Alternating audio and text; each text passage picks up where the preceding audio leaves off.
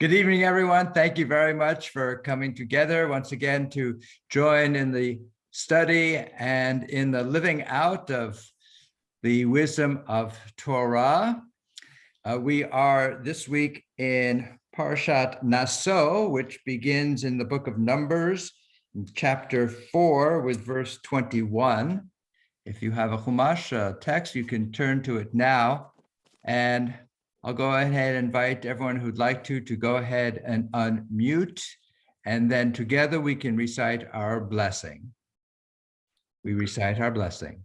Baruch atah Adonai Eloheinu melech haolam asher kirishanu b'mitzvotav v'tzivanu la'asot divrei Torah. Thank you, God, for this opportunity of immersing ourselves in words, deeds, and relationships of Torah. So once again, if everyone will go on mute for a few minutes as we go ahead and take turns reading the verses of this week's Torah portion, then I will share with you a little bit of focused study and then open it up to everyone's responses, reflections, and thoughts about our Torah portion. Once again, we begin Book of Numbers, chapter 4, verse 21. Let me share with you the opening verses. Adonai spoke to Moses, "Take a census of the Gershonites also by their ancestral house and by their clans. Record them from the age of 30 years up to the age of 50, all who are subject to service in the performance of tasks for the tent of meeting. These are the duties of the Gershonite clans as to labor and porterage. They shall carry the cloths of the tabernacle, the tent of meeting with its covering, the covering of dolphin skin that is on top of it, and the screen for the entrance of the tent of meeting. The hangings of the enclosure, the screen at the entrance of the gate of the enclosure that surrounds the tabernacle, the cords thereof, and the altar, and all their service equipment, and all their accessories, and they shall perform the service." We're now at verse 27. And Steve, would you like to begin reading some verses there? Yes, thank you. That comes through. All the duties of the Gershonites, all their porterage, and all their service shall be performed on orders from Aaron and his sons. You shall make them responsible for attending to all their porterage. Those are the duties of the Gershonite clans for the tent of meeting. They shall attend to them under the direction of Ithamar, son of Aaron the priest. As for the Merarites, you shall record them by the clans of their ancestral house. You shall record them from the age of 30 years up to the age of 50, all who are subject to service in the performance of the duties for the tent of meeting. These are their various porterage tasks in connection with their various duties for the tent of meeting: the bars, the posts, and the sockets of the tabernacle, the posts around the enclosure and their sockets, pegs, and cords, all these furnishings and their service. You shall list by name the objects that are their porterage tasks. Those are the duties of the Merarite clans pertaining to their various duties in the tent of meeting under the direction of Ithamar, son of Aaron the priest. Thank you, Steve. Let me invite Margot. Would you like to read a little bit beginning at verse 34? So Moses, Aaron, and the chieftains of the community, recorded by the Kohanites by clans of their ancestral house from the age of 30 years up to the age of 50, all who were subject to service for work relating to the tent of meetings. Those recorded by their clans came to the number of 2,750 people. That was the enrollment of the Kohanite clans, all those who performed duties relating to the tent of meetings, whom Moses and Aaron recorded at the command of the Lord through Moses. Should I go on?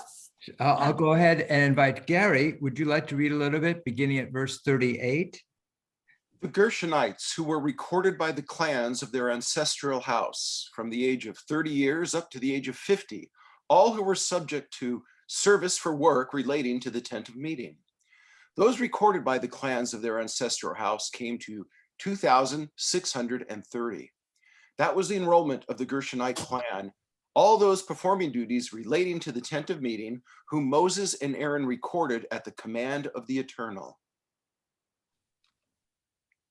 The enrollment of the Merarite clans by the clans of their ancestral house from the age of 30 years up to the age of 50, all who were subject to service for work relating to the tent of meeting. Those recorded by their clans came to 3,200. That was the enrollment of the Merarite clans, which Moses and Aaron recorded at the command of the Eternal through Moses. Thank you very much, Gary. June, would you like to read a little bit tonight? Beginning at verse 46. All those that were numbered of the Levites, whom Moses and Aaron and the princes of Israel numbered by their families and by their fathers' houses, from 30 years old and upward, even unto 50 years old, every one that entered in to do the work of service and the work of bearing burdens in the tent of meeting, even those that were numbered of them, were 8,504 score. According to the commandment of the Lord, they were appointed by the hand of Moses, every one to his service and to his burden. They were also numbered as the Lord commanded Moses. Would you like to read a little bit more, beginning at the start of chapter 5?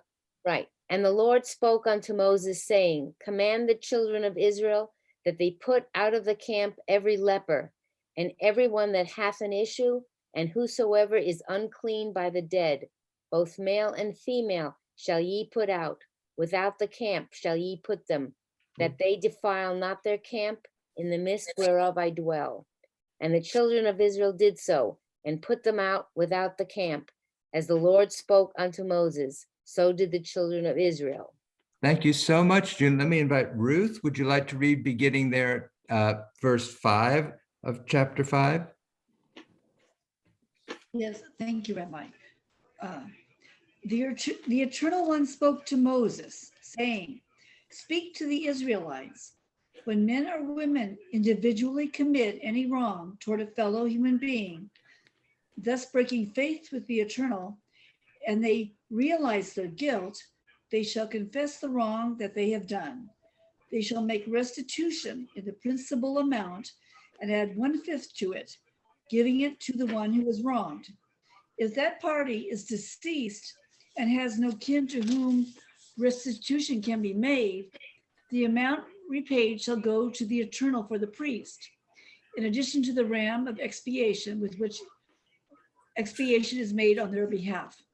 So too, any gift among the sacred donations that the Israelites offer shall be the priest's, and each shall retain his sacred donation. Each priest shall keep what is given to him. The Eternal One spoke to Moses, saying, speak to the Israelite people and say to them, if any wife has gone astray and broken faith with her husband, in that a man has had carnal relations with her, unbeknown to her husband, and she keeps secret the fact that she has defiled herself without being forced, and there is no witness against her. But a fit of jealousy comes over him, and he is wrought up about the wife who has defiled herself. Or if a fit of jealousy comes over one, and he is wrought up about his wife, although she has not defiled herself, the husband shall bring his wife to the priest, and he shall bring as an offering for her 1/10 of an ephah of barley flour. No oil shall be poured upon it, and no frankincense shall be laid on it. For it is a meal offering of jealousy, a meal offering of remembrance which recalls wrongdoing. Thank you so much, Ruth. Let me invite, let's see, Jim and Peggy, would you like to read a little bit beginning at verse 16? Yes, thank you. The priest shall bring her forward and have her stand before Adonai. The priest shall take sacred water in the earthen vessel, and taking some of the earth that is on the floor of the tabernacle, the priest shall put it into the water. After he has made the woman stand before Adonai, the priest shall bear the woman's head and place upon her hands the meal offering of remembrance, which is a meal offering of jealousy. And in the priest's hands shall be the water of bitterness that induces the spell. The priest shall adjure the woman, saying to her, if no man has lain with you, if you have not gone astray in defilement while married to your husband, be immune to harm from this water of bitterness that induces the spell.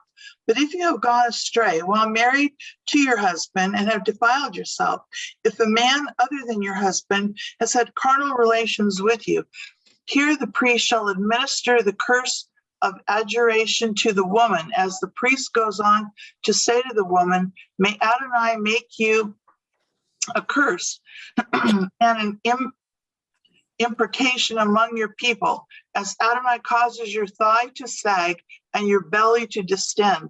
May this water that induces the spell enter your body, causing the belly to distend and the thigh to sag. And the woman shall say, Amen, Amen. The priest shall put these curses down in writing and rub it off into the water of bitterness. He is to make the woman drink the water of bitterness that induces the spell, so that the spell-inducing water may enter into her to bring on bitterness.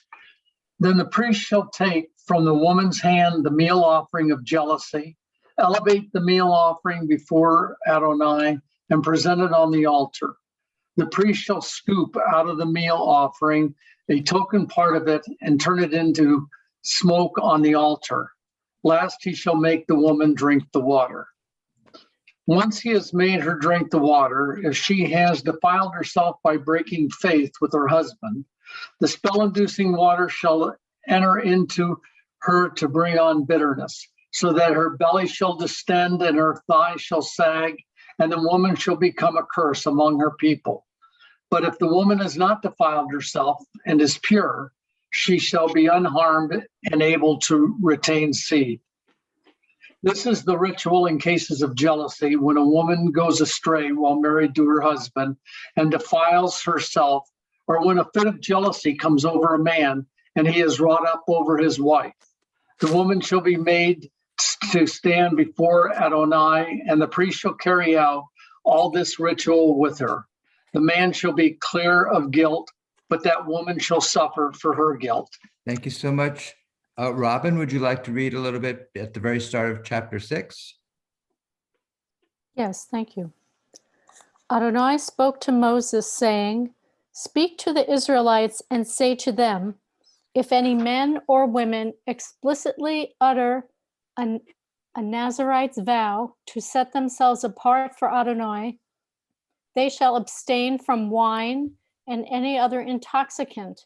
They shall not drink vinegar of wine or of any other intoxicant, neither shall they drink anything in which grapes have been steeped, nor eat grapes fresh or dried. Throughout their term as Nazarite, they may not eat anything that is obtained from the grapevine, even seeds or skin. Throughout the term of their vow as Nazarite, no razor shall touch their head.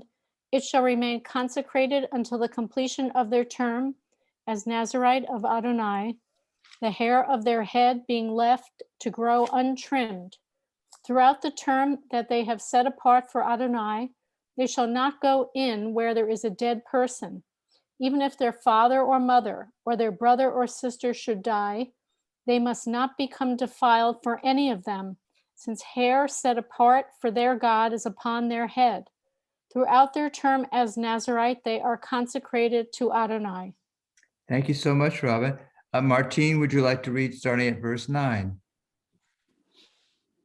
Thank you, Rabbi.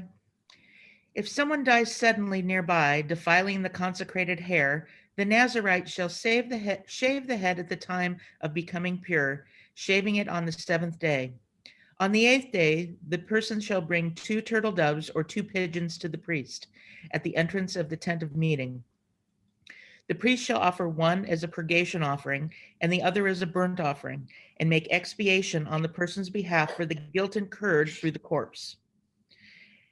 That same day, the head shall be reconsecrated, and the person shall rededicate to Adonai the term as Nazirite, bringing a lamb in its first year as a penalty offering. The previous period shall be void, since the consecrated hair was defiled. This is the ritual for the Nazirite. On the day that the term as Nazirite is completed, the person shall be brought to the entrance of the tent of meeting. As an offering to Adonai, the person shall present one male lamb in its first year without blemish for a burnt offering, one ewe lamb in its first year without blemish for a purgation offering, one ram without blemish for an offering of well-being, a basket of unleavened cakes of choice flour with oil mixed in, and unleavened wafers spread with oil, and the proper meal offerings and libations. Thank you so much. And Jay, would you like to read a little bit beginning at verse 16? Thank you, Rabbi. The priest shall present them before the Lord and offer the sin offering and the burnt offering. He shall offer the ram as a sacrifice of well-being to Adonai, together with the basket of unleavened cakes. The priest shall also offer the meal offerings and the libations. The Nazirite shall then shave his consecrated hair at the entrance of the tent of meeting, and take the locks of his consecrated hair and put them on the fire that is under the sacrifice of well-being. The priest shall take the shoulder of the ram when it has been boiled, one unleavened cake from the basket, and one unleavened wafer, and place them on the hands of the Nazirite.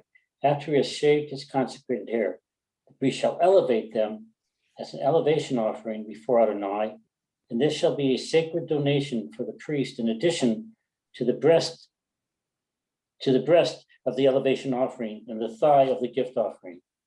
After that, the Nazirite may drink wine. Such is the obligation of a Nazirite, except that he who vows an offering to Hashem of what he can afford beyond his Nazirite requirements must do exactly according to the vow that he has made beyond his obligation as a Nazirite. Thank you so much. Thank you so much, David. Let me invite David. Susan, would you like to read beginning at verse 22? Susan's going to pass.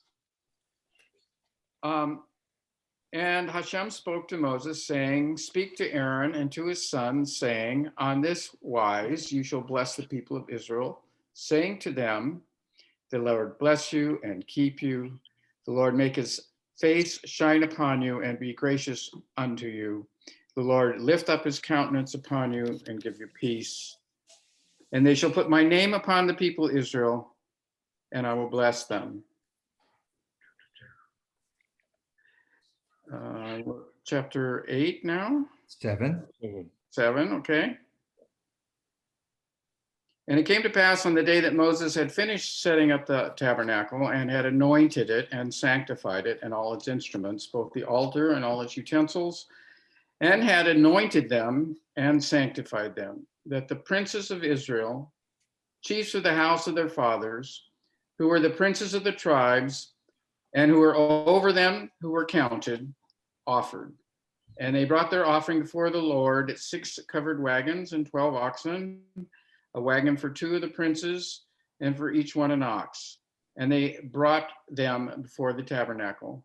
And the Lord spoke to Moses, saying, "Take it from them, that they may do the service of the tent of meeting, and you shall give them to the Levites, to every man according to his service." And Moses took the wagons and the oxen and gave them to the Levites. 2 wagons and 4 oxen he gave to the sons of Gershon, according to their service. And 4 wagons and 8 oxen he gave to the sons of Merari, according to their service, under the hand of Ithamar, the son of Aaron the priest. But the sons of Kohath he gave none, because the service of the sanctuary belonging to them was that they should carry upon their shoulders. And the princes offered for dedicating of the altar in the day that it was anointed. The princes offered their offering before the altar. And the Lord said to Moses, they shall offer their offering, each prince on his day, for the dedicating of the altar. And he who offered his offering the first day was Nachshon, the son of Aminadab, of the tribe of Judah. And his offering was 1 silver dish, the weight of it was 130 shekels, 1 silver bowl of 70 shekels, after the shekel of the sanctuary. Both of them were full of fine flour mixed with oil for a meal offering. 1 spoon of 10 shekels of gold full of incense, 1 young bull, 1 ram, 1 lamb of the first year for a burnt offering, 1 kid of the goats for a sin offering, and for a sacrifice of peace offering, 2 oxen, 5 rams, 5 male goats, 5 lambs of the first year. This was the offering of Nachshon, the son of Aminadab. Keep going or not? Well, would Susan like to read? Susan would like to not read. Okay, very good. Let me invite Richard. Would you like to read beginning at verse 18? Thank you very much, David. Yes, thank you, Rabbi. On the second day, Nathanael, son of Zuar, chieftain of Issachar, made his offering. He presented as his offering 1 silver bowl weighing 130 shekels, 1 silver basin of 70 shekels by the sanctuary weight, both filled with choice flour with oil mixed in, for a meal offering. 1 gold ladle of 10 shekels, filled with incense. 1 bull of the herd, 1 ram, and 1 lamb in its first year for a burnt offering. 1 goat for a sin offering, and for his sacrifice of well-being, 2 oxen, 5 rams, 5 he-goats, and 5 yearling lambs. This was the offering of Nathanael, son of Zuar. On the third day, it was the chieftain of the Zebulunites, Eliab, son of Helon. His offering, 1 silver bowl containing 130 shekels, 1 silver basin of 70 shekels by the sanctuary weight, both filled with choice flour with oil mixed in, for a meal offering. 1 gold ladle of 10 shekels filled with incense, 1 bull of the herd, 1 ram, and 1 lamb in its first year for a burnt offering. 1 goat for a sin offering, and for a sacrifice of well-being, 2 oxen, 5 rams, 5 he-goats, and 5 yearling lambs. That was the offering of Eliab, son of Helon. Thank you very much, Richard. And Margot, would you like to read beginning at verse 30? On the fourth day, the book better. On the fourth day, it was the chieftain of the Reubenites, Eleazar, son of Shader. His offering, 1 silver bowl weighing 130 shekels, and 1 silver basin of 70 shekels by the sanctuary weight, both filled with choice flour with oil mixed in for a meal offering. 1 gold ladle of 10 shekels filled with incense, 1 bull of the herd, 1 goat for a sin offering, and for his sacrifice of well-being, 2 oxen, 5 rams, 5 he-goats, 5 yearling lambs. That was the offering of Eleazar, son of Shedeur. On the fifth day, it was the chieftains of the Simeonites, Shamel, son of Zorishhat. His offering, 1 silver bowl weighing 130 shekels, 1 silver basin of 70 shekels by the sanctuary weight, both filled with choice flour with oil mixed in for a meal offering. 1 gold ladle of 10 shekels filled with incense. 1 bull of the herd, 1 ram, 1 lamb in its first year for a burnt offering. 1 goat for a sin offering, and for his sacrifice of well-being, 2 oxen, 5 ram, 5 he-goats, 5 yearling lambs. That was the offering of Shelomo, son of Zurhashidat. Thank you so much, Margot. Steve, would you like to continue reading there at verse 42?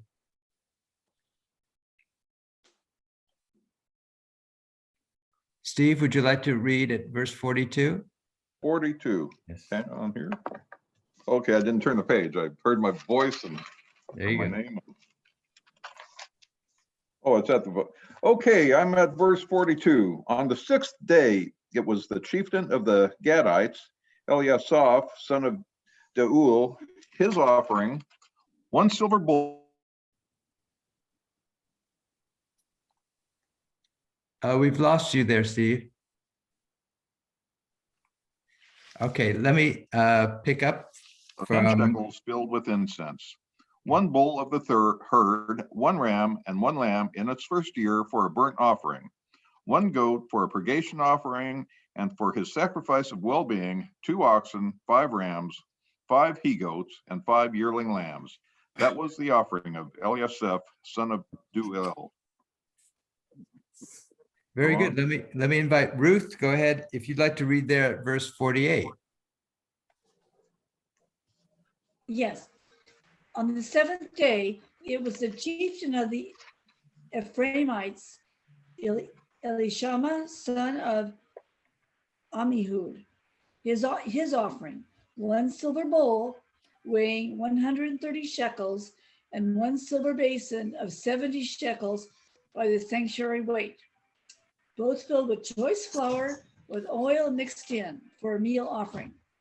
One gold ladle of 10 shekels filled with incense, one bull of the herd, one ram, and one lamb in its first year for a burnt offering, one goat for a purgation offering, and for a sacrifice of well-being, 2 oxen, 5 rams, 5 he-goats, and 5 yearling lambs. That was the offering of Elishama, son of Ammihud. Okay, going. On the 8th day, it was the chieftain of the Manassites, Gamaliel, son of Pedazur, his offering, one silver bowl weighing 130 shekels, and one silver basin of 70 shekels by the sanctuary weight, both filled with choice flour with oil mixed in for a meal offering. One gold ladle of 10 shekels filled with incense, one bull of the herd, one ram, and one lamb in its first year for a burnt offering, one goat for a purgation offering, and for a sacrifice of well-being, 2 oxen, 5 rams, 5 he-goats, and 5 yearling lambs. That was the offering of Gamaliel, son of Pedazur. Thank you so much, Ruth. June, would you like to read some more, beginning at verse 60? On the 9th day, Abidan, the son of Gideoni, prince of the children of Benjamin, his offering was 1 silver dish, the weight thereof was 130 shekels, 1 silver basin of 70 shekels, after the shekel of the sanctuary, both of them full of fine flour mingled with oil for a meal offering, 1 golden pan of 10 shekels full of incense, 1 young bullock, 1 ram, 1 he-lamb of the first year for a burnt offering, 1 male of the goats for a sin offering, and for the sacrifice of peace offerings, 2 oxen, 5 rams, 5 he-goats, 5 he-lambs of the first year. This was the offering of Abidan, the son of Gideoni. On the 10th day, Ahiezer, the son of Ammishaddai, prince of the children of Dan, his offering was 1 silver dish, the weight thereof was 130 shekels, 1 silver basin of 70 shekels after the shekel of the sanctuary, both of them full of fine flour mingled with oil for a meal offering, 1 golden pan of 10 shekels full of incense, 1 young bullock, 1 ram, 1 he-lamb of the first year for a burnt offering, 1 male of the goats for a sin offering, and for the sacrifice of peace offerings, 2 oxen, 5 rams, 5 he-goats, 5 he-lambs of the first year. This was the offering of Ahiezer, the son of Ammishaddai. Thank you so much, June. Gary, would you like to read some more, beginning at verse 72? On the 11th day, it was the chieftain of the Asherites, Pagiel, son of Ocheran. His offering, 1 silver bowl weighing 130 shekels, and 1 silver basin of 70 shekels by the sanctuary weight, both filled with choice flour with oil mixed in for a meal offering, 1 gold ladle of 10 shekels filled with incense, 1 bull of the herd, 1 ram, and 1 lamb in its first year for a burnt offering, 1 goat for a purgation offering, and for his sacrifice of well-being, 2 oxen, 5 rams, 5 he-goats, and 5 yearling lambs. That was the offering of Pagiel, son of Ocheran. On the 12th day, it was the chieftain of Naphtalites, Ariah, son of Enan. His offering, 1 silver bowl weighing 130 shekels and 1 silver basin of 70 shekels by the sanctuary weight, both filled with choice flour with oil mixed in for a meal offering, 1 gold ladle of 10 shekels filled with incense, 1 bull of the herd, 1 ram and 1 lamb in its first year for a burnt offering, 1 goat for a purgation offering, and for his sacrifice of well-being, 2 oxen, 5 rams, 5 he-goats, and 5 yearling rams. That was the offering of Ahariah, son of Enan. Thank you very much. And Martine, would you like to read beginning at verse 84? This was the dedication offering for the altar from the chieftains of Israel upon its being anointed. Silver bowls 12, silver basins 12, gold ladles 12, silver per bowl 130, per basin 70. Total silver vessels 2,400 sanctuary shekels. The 12 gold ladles filled with incense, 10 sanctuary shekels per ladle. Total gold of the ladles 120. Total of herd animals for burnt offerings, 12 bulls, of rams 12, of yearling lambs 12, with their proper meal offerings, of goats for purgation offerings 12. Total of herd animals for sacrifices of well-being, 24 bulls, of rams 60, of he-goats 60, of yearling lambs 60. That was the dedication offering for the altar after its anointing. When Moses went into the tent of meeting to speak with God, he would hear the voice addressing him from above the cover that was on top of the ark of the pact between the 2 cherubim. Thus God spoke to him. Thank you so much, everyone. That is our entire portion for the week. I'd like to share with you just a little bit of focus study that I prepared, and then we'll open it up to everyone's thoughts, reflections, and comments on this week's Torah portion. Before delving into the written text, I'd like to share with you a little bit of focus on the visual text that I prepared for this week's study sheet, which is a painting by an artist named Ephraim Erivbu. And let me just tell you a little bit about him, and then we'll look at the painting itself. Ephraim Erivbu was born in Nigeria, and then he emigrated to the United States because he didn't want to pursue the career that was kind of laid out for him in his community that he grew up in. He wanted to study art. So he came to the United States and studied art at the Memphis College of Art, where he continues to live this day. He set up an art gallery in Memphis, and he said that his art is designed to explore a fractured society, to confront personal fears and biases. And the purpose of his gallery as a whole is to spark community dialogue around our country's deep-rooted issues, especially regarding racism. And his gallery is a site for cultural exchange and conversation about some of the pressing issues that our country faces. So the work of his that I chose is entitled We the People. And if you look at it, I would call it somewhat semi-abstract painting of a collection of individuals, and they are carrying, probably he would characterize them as posters of some kind. One poster has the word we on it, another poster has the word the people on it, and hence the title We the People. I chose this for a number of reasons, in part because when we began reading the book of Numbers, it described all the tribes living under their banners, their flags. And so I looked at this and I thought, oh, this is like a group of people carrying their banners and their flags. And I started thinking, I've taken too much for granted, this notion about our tribes carrying these banners and flags, without thinking more about what did they look like? Were they all the same? Was each tribe have a distinctive banner with distinctive colors, distinctive images on them, perhaps letters, words? So it's interesting to think about this painting showing people carrying banners that express their identity, their message, their purpose, why they are gathered together. So we're going to focus a little bit in the course of this focus study on this notion about what does it mean, we the people, and we're focusing in our text on a nation. And this is an artist who's trying to capture something about how he is feeling about this nation that he has now embraced as his homeland. So I've entitled this week's study session, One Nation, Many Aspects. And I have focused on two selections of text from this week's Torah portion. The first is from chapter 7, and it's verses 2 through 3. And so let me share with you the verses that I've picked out as a little bit of focus for our study. So from Book of Numbers, chapter 7, verses 2 through 3.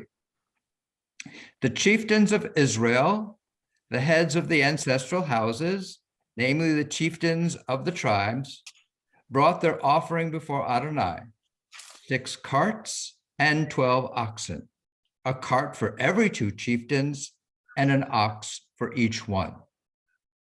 The second set of verses is from the same chapter, chapter 7, and it's verses 10 through 13. Let me share those with you. The chieftains also brought the dedication offering for the altar. The one who presented his offering on the first day was Nachshon, son of Aminadab of the tribe of Judah. His offering, 1 silver bowl weighing 130 shekels, 1 silver basin, and it goes on.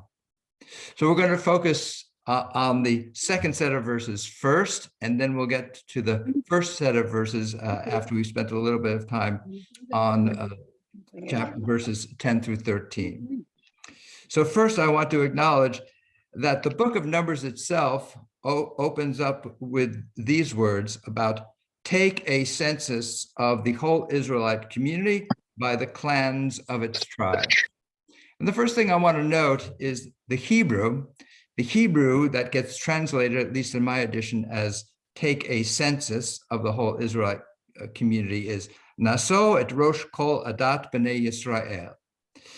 And Naso et Rosh could literally be translated as lift up the head of the whole Israelite community. So what does this mean, this notion about what's the relationship between census, taking a counting, and uplifting the head of the entire Israelite community? I think let's explore that a little bit further. This notion about focusing on the very opening up of our book of Numbers with an identification of each one of the tribes, each one of the 12 tribes, is important because there's a lot within our text, within our tradition, that emphasizes the distinctiveness of each one of the tribes.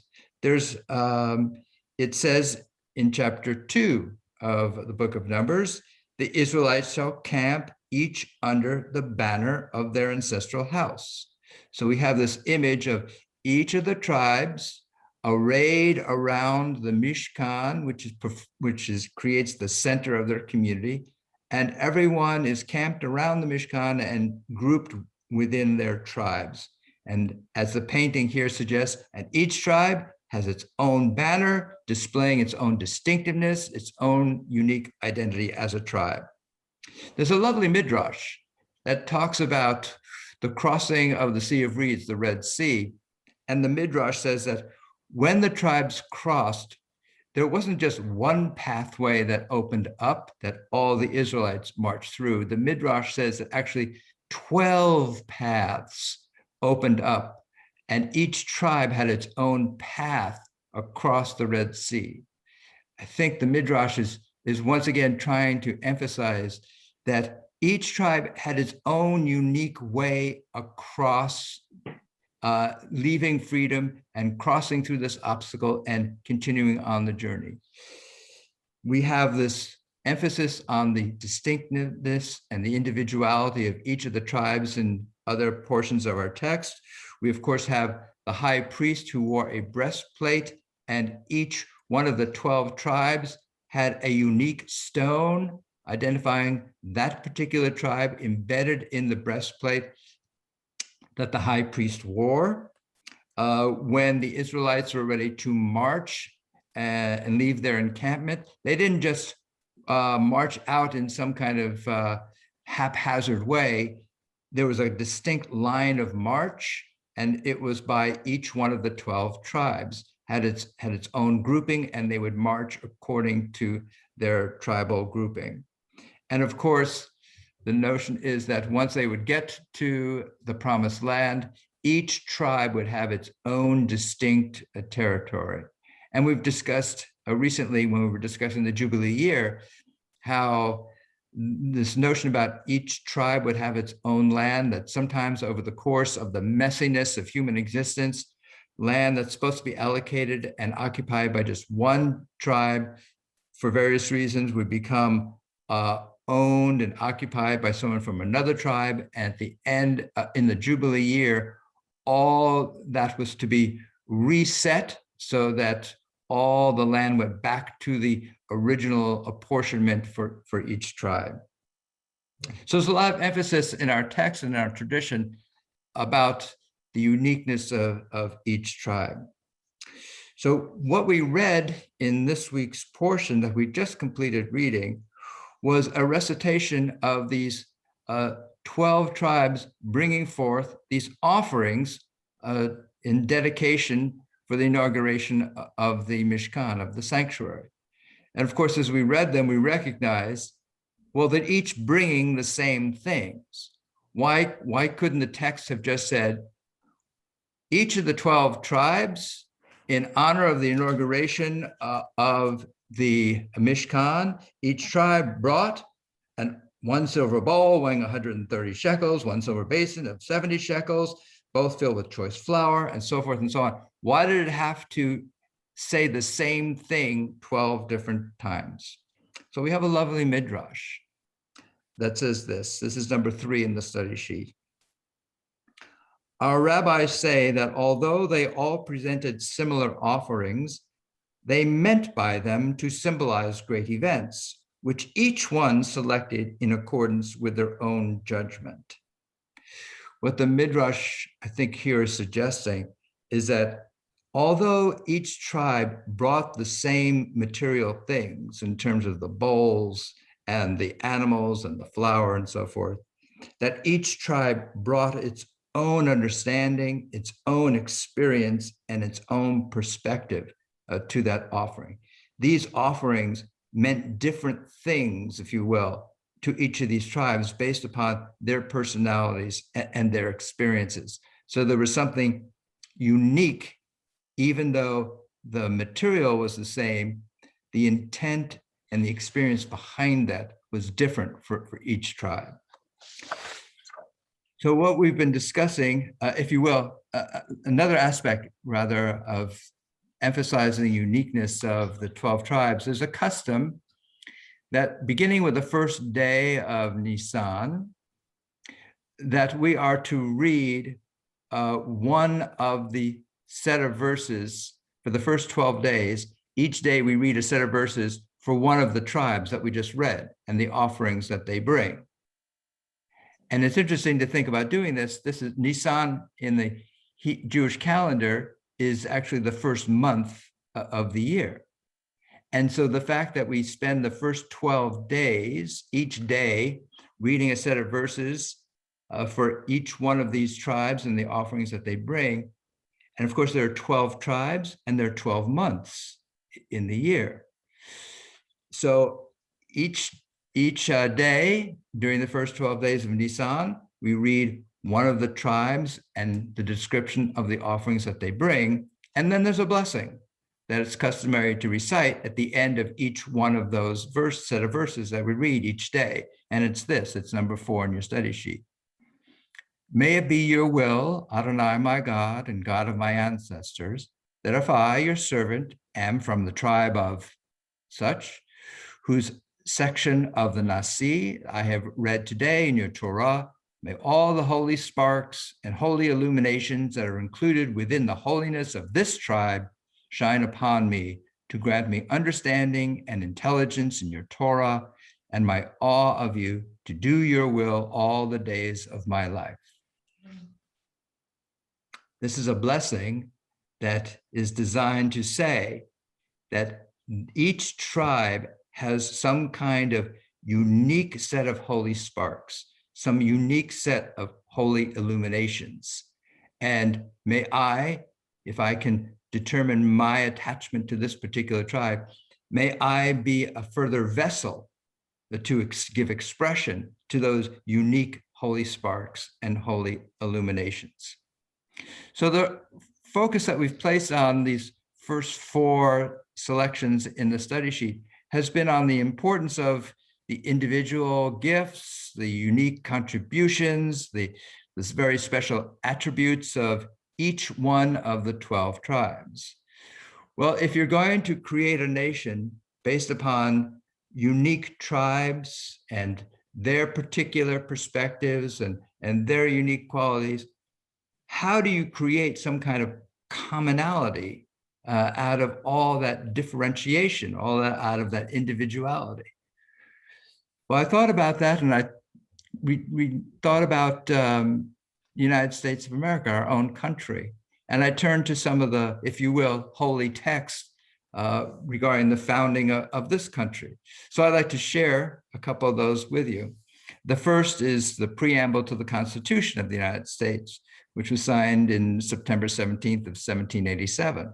It says this: "We, the people of the United States, in order to form a more perfect union, establish justice, ensure domestic tranquility, provide for the common defense, promote the general welfare, and secure the blessings of liberty to ourselves and our posterity, do ordain and establish this Constitution for the United States of America." The Constitution of the United States is a rather magnificent and I think unique document because it is what we would call a limited grant of certain powers by states, and it is the states wherein resides the full power of political power. So here is this magnificent document that is essentially a work of compromise by which units, namely the states who hold full and plenipotentiary political power, are willing to grant a limited amount of that power to a federal government in order to, as the preamble says, establish justice, form a more perfect union, ensure domestic tranquility, provide for the common defense, and so forth. Some 10 years before the Constitution was drafted, we had another document, another sacred text, and that's the Declaration of Independence, which was approved on July 4th, 1776, and was signed on August 2nd of 1776. And the concluding sentence of the Declaration of Independence says this: "And for the support of this declaration, with a firm reliance on the protection of divine providence, we mutually pledge to each other our lives, our fortunes, and our sacred honor." This was an overpoweringly great moment in human history. These are individuals who are engaged in a great, unprecedented, and deeply hazardous venture, that of proclaiming their independence from the greatest empire of its time, England, and they are engaging in a covenant of mutual obligation.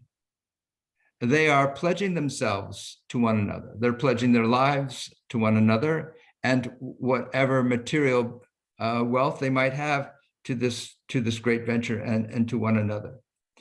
It's remarkable. This was 56 delegates from 13 colonies.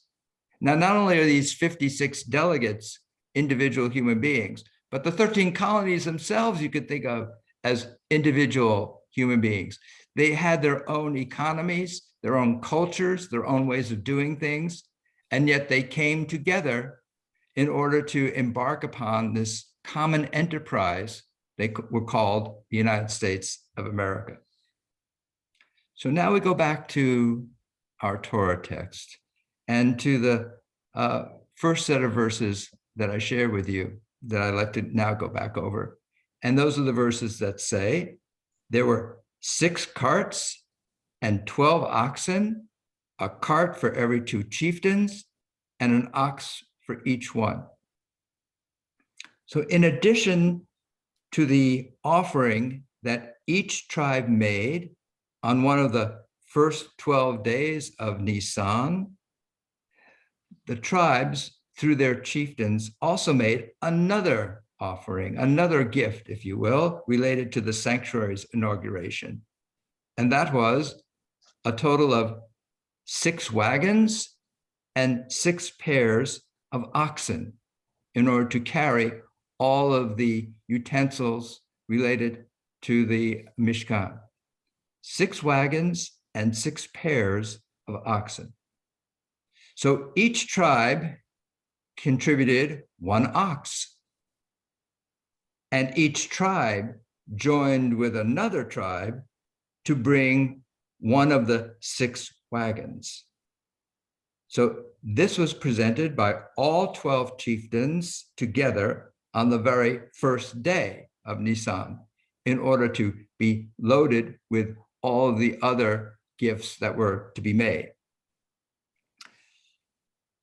So here is, I think, what Rabbi Menachem Mendel Schneerson wrote in relation to this particular verse. He said, while we may be able to provide a complete ox by our own efforts, it takes 2 oxen to pull our common wagon. The notion there is we must combine our gifts in order to have something with which to transport the tent of meeting in our journey. The tribes represent uniqueness, individuality, a distinctiveness, but you can't create a nation unless you're willing to join together and bring something together that constitutes a common purpose.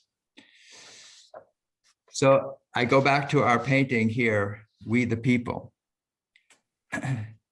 We the People here has these wonderful, I'm going to characterize them as banners that people are carrying, expressing their message, their identity, their purpose in this gathering. But it only works if people are willing to make compromises, are willing to share and join together and creating a common purpose. So with that, I'd like to open up and hear what other people think and thought about and are reflecting upon in this week's Torah portion. If you'd like to raise your hand, I'd love to call upon you. Yes, June, go ahead and unmute and let me share with us. Okay, what we read and this to me seems 2 different things. There was a couple of things that bothered me in the reading. Number 1 was the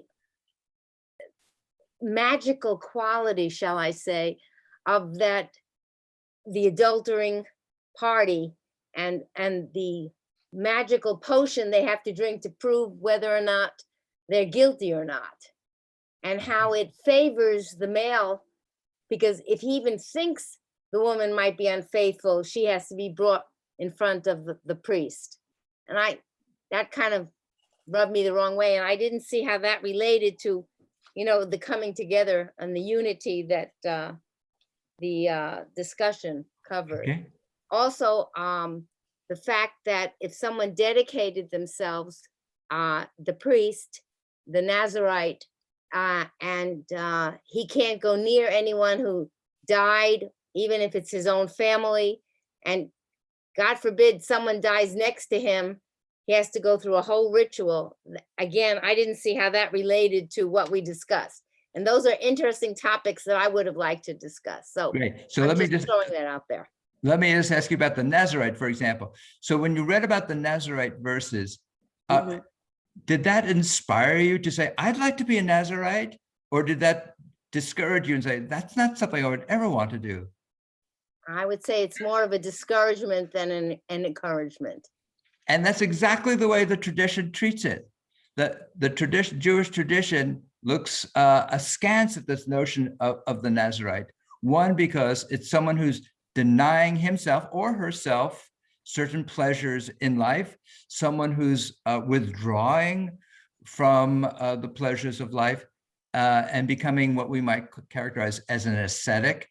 And Jewish tradition is very discouraging of that approach. So, and let me, in terms of the sota, the ritual for the woman who has been accused by the husband of being unfaithful, let me open up and see, is there someone who'd like to also offer some comments about that or some thoughts about that?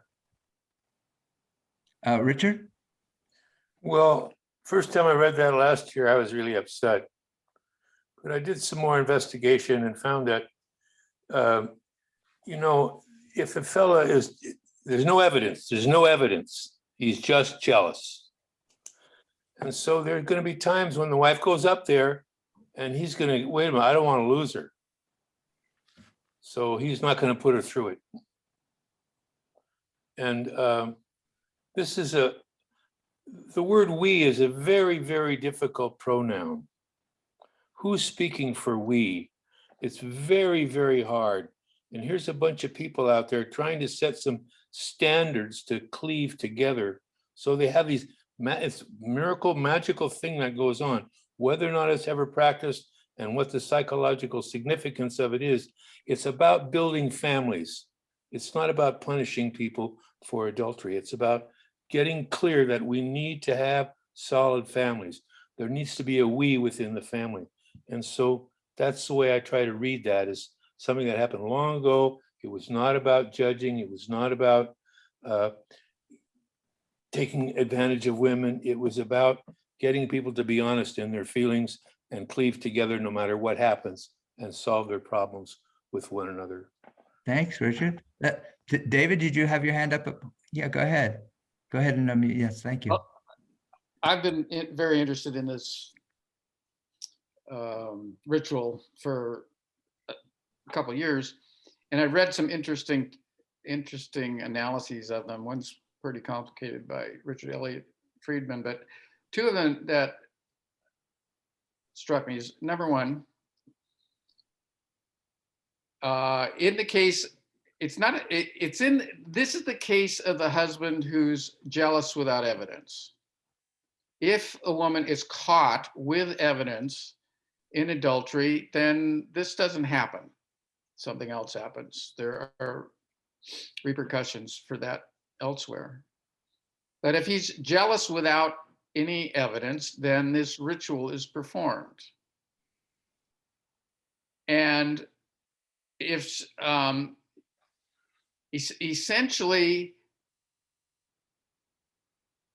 if the upshot of this magical ritual is that, at least one way of looking at it is, if she drinks a bit of water and has the symptoms described, essentially they're pretty much the symptoms of pregnancy.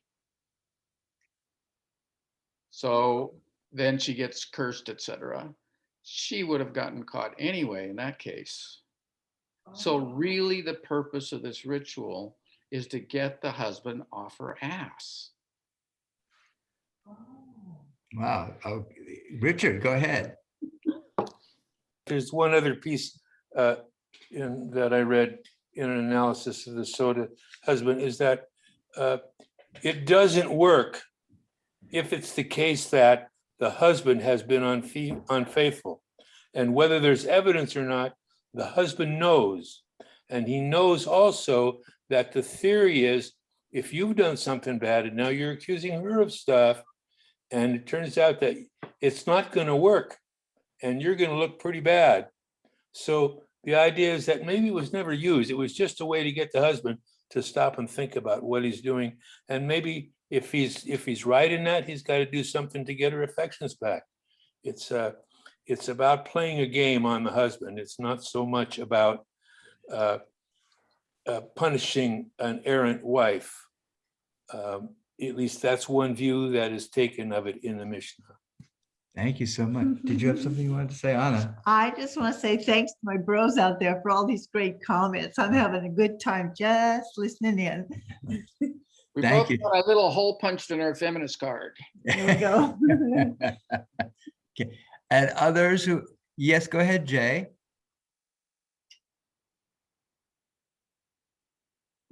A couple of comments. In the midst of this repetition, you have the oldest prayer, which is probably one of the most recited prayers, which is profound in the middle of all of this other, so to speak, repetitious and routine type of stuff. Secondly, is this not the longest parsha of the cycle during the year? Yeah. And I don't know if that has any significance, but I happened to glance at something on Chabad or somewhere. It said this is the longest cycle. Is there a prayer for that, Rabbi? Yeah. So let me just ask, would anyone, so what Jay is pointing out are the verses that David read during our reading, which is the Birkat Kohanim, the priestly benediction. But anyone like have any particular things to say about it? And let me ask, go ahead, Richard. Go ahead and unmute.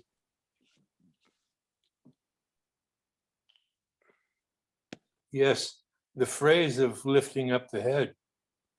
May the Lord lift up his head, countenance upon thee, and bring thee peace. That's very Here nice. It's all about lifting up your head, whether it's opening up your scalp so the Lord can see your soul or see your face and get your chin up. But the comparison between the two. That's very nice. Thank you. And Jay, was there anything further you wanted to say about the Birkat Kohanim? Okay. Gary? I wanted to, if I may, jump back on the study sheet. There was a line that says in this week's Torah portion, it is an awareness that, in fact, our differences, when properly applied, unify us as one people. And I love that because that, I assume, is where we came up with the e pluribus unum concept. And I look at the painting and I'm thinking that if you were describing this painting to me with all the different people and banners, I'd think what a mess. But when you look at it, it's perfect. It's absolutely perfect.